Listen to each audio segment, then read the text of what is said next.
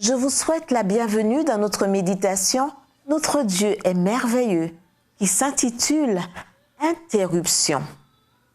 Jésus parcourait toutes les villes et les villages. Il enseignait dans leurs synagogues, prêchait l'évangile du royaume et guérissait toute maladie et toute infirmité. Matthieu 9, verset 35. Je ne connais personne qui aime être interrompu. Et pas besoin d'aller chercher très loin pour trouver quelqu'un que les interruptions contrarient. Je le vois dans le miroir chaque matin.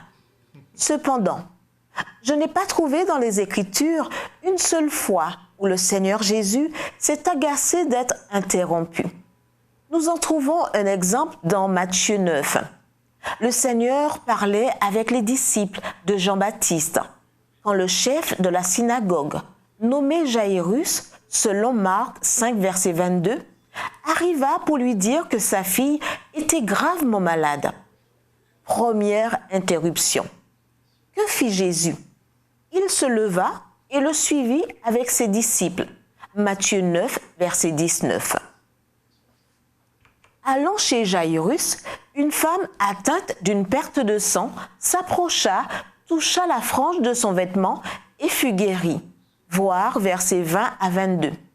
Deuxième interruption.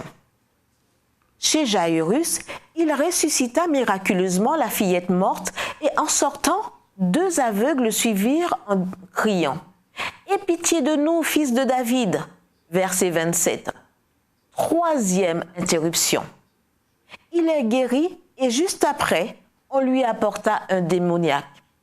Vous parlez d'interruption. Pourquoi le Seigneur ne s'est-il jamais plaint d'être interrompu? Une histoire racontée par Henri Nouwen nous aide à répondre. Il dit qu'il était en visite à l'université Notre-Dame où il avait enseigné quelques années auparavant quand il rencontra un ancien collègue.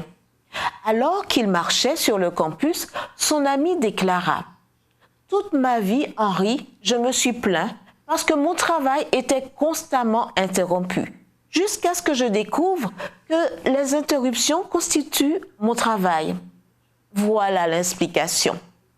Le Seigneur n'était pas troublé par les interruptions constantes des personnes dans le besoin, car, précisément, les interruptions faisaient partie de sa mission salvifique.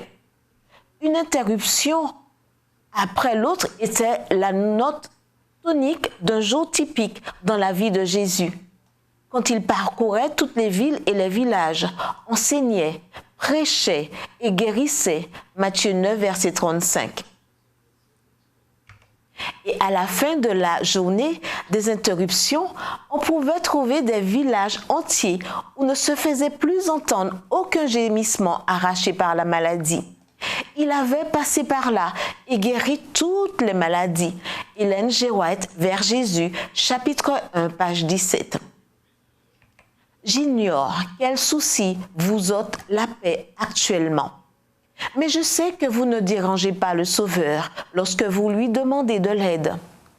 Comment pourriez-vous déranger celui qui a donné sa vie pour vous sauver?